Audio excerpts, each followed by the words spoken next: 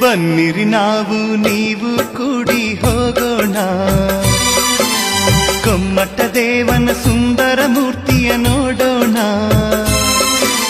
ಬನ್ನಿರಿ ನಾವು ನೀವು ಕೂಡಿ ಹೋಗೋಣ, ಆ ಗೊಮ್ಮಟ ದೇವನ ಸುಂದರ ಮೂರ್ತಿಯ ಕಾಣೋಣ.